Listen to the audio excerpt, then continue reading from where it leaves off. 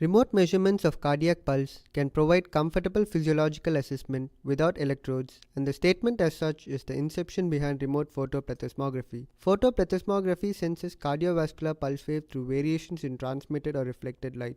Typically, the ambient light's green channel intensity difference is known to depict the change in blood volume flow based on cardiac pulse. Green channel intensity difference is then signal processed to detect the heart rate. The problems found with current state-of-the-art methods are failure to detect the face or detecting something else's face, motion blur, speed, and range of motion capture. In order to develop a clinically useful technology, there is a need for ancillary functionality such as motion artifact reduction through efficient and robust image analysis. To address the said problems, we formulated an algorithm which has 3 primary steps. Now let's take a close look at each of the steps. Step 1. Frame capture and color space transformation. A change in color space from red, blue, and green to hue, saturation, and value from literature and experimentation shows the extracted signal to contain less noise with dominant heart rate information. Then, to avoid misinterpretation of face and failure of face detection, we employ an automatic skin segmentation step in our algorithm. It first detects the face, then creates a model histogram of the detected face, which would then be used by back projection to consistently locate the skin region. Following which, the detected face will be tracked using continuously adaptive mean shift function, thus supporting face orientation and enabling lossless face detection for every frame.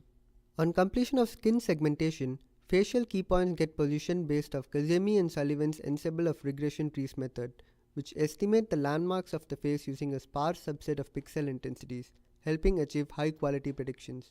The regions of interest are located in skin regions and, like the key points, are referenced to the face detector bounding box. Step 2. Blur detection, denoising, and motion capture.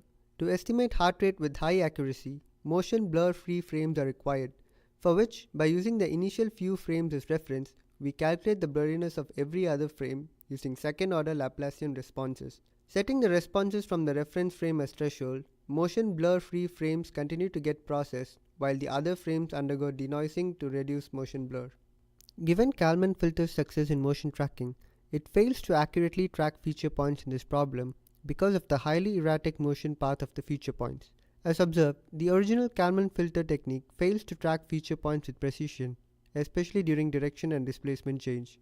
However, the bounded Kalman filter technique utilizes cubic spline extrapolation to model the trajectory of the previous points and accurately predicts the next location with high accuracy in all direction and speeds, making the proposed algorithm motion robust. Step 3. Signal processing extracted heart rate signals.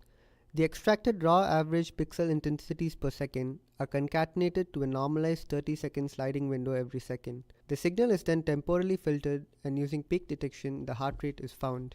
To test the method, an experiment involving 5 subjects was conducted. Our experimental variables were illumination and motion type. Each subject had to perform 4 types of action in 2 lighting conditions. Result: our method has not failed to detect the face nor its orientation and continues to track the motion of feature points, while other state-of-the-art methods fail to do the same.